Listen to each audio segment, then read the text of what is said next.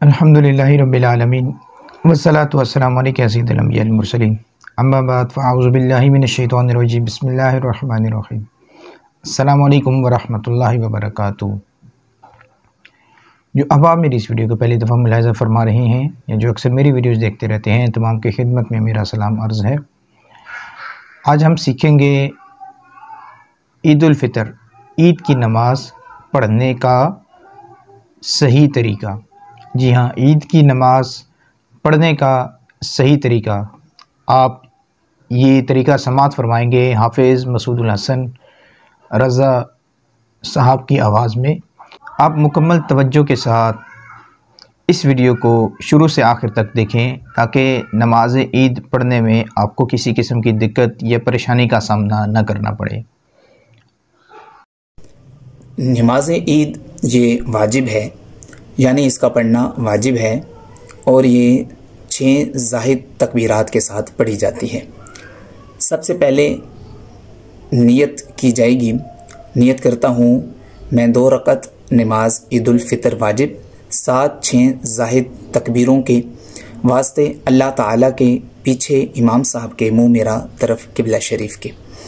नियत मुकम्मल करने के बाद इमाम साहब तकबीर कहेंगे अल्लाहु अकबर, यानी कानों तक हाथ उठाकर हस्बे मामूल नाफ के नीचे बांध लेंगे और मुक्तदी भी बांध लेंगे।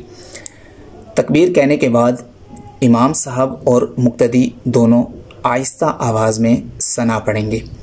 सना पढ़ने के बाद इमाम साहब फिर तकबीर कहेंगे अल्लाहु अकबर, कानों तक हाथ उठाएंगे और हाथ लटका देंगे, बांधेंगे नहीं। दूसरी मरतबा फिर कानों तक हाथ उठाएंगे और हाथ लटका देंगे। तीसरी मरतबा फिर कानों तक हाथ उठाएंगे और उसके बाद हाथ बांध लेंगे।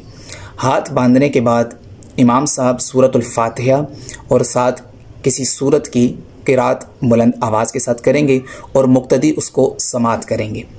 क़िरात मुकम्मल होने के बाद हस्बे मामूल जैसे आम नमाज पढ़ी जाती है उसी तरह पहली रकअत को मुकम्मल किया जाएगा। फिर इमाम साहब दूसरी रकअत के लिए खड़े होंगे और मुक्तदी भी खड़े होंगे। अब इमाम साहब सूरतुल फातिहा बुलंद आवाज़ के साथ पढ़ते हुए दूसरी रकअत का आगाज़ करेंगे और साथ एक सूरत की क़िरात करेंगे। क़िरात मुकम्मल करने के बाद इमाम साहब अल्लाहु अकबर की सदा बुलंद करेंगे और हाथ कानों तक ले जाएंगे और उसके बाद हाथ लटका देंगे। दूसरी मरतबा फिर हाथ कानों तक ले जाकर फिर हाथ लटका देने हैं। तीसरी मरतबा फिर हाथ कानों तक ले जाकर हाथ लटका देंगे और चौथी मरतबा बग़ैर हाथ उठाए अल्लाहु अकबर कहते हुए रुकू में चले जाएंगे और मुक्तदी भी साथ चले जाएंगे। मुक्तदी इतनी आवाज़ में तकबीरात कहेगा कि अपनी आवाज़ वो सुन सके। फिर इस तरह नमाज ईद की 2 रकअत मुकम्मल की जाएंगी। जी हाँ, तो आपने समाअत फरमाया नमाज ईद का मुकम्मल तरीका। अल्लाह ताला से दुआ है कि अल्लाह ताला हमें हर किस्म की गलती से पाक होकर नमाज ईद को मुकम्मल सही तरीके के साथ अदा करने की तौफ़ीक़ अता फ़रमाएँ। अस्सलामु अलैकुम व रहमतुल्लाहि व बरकातुहू।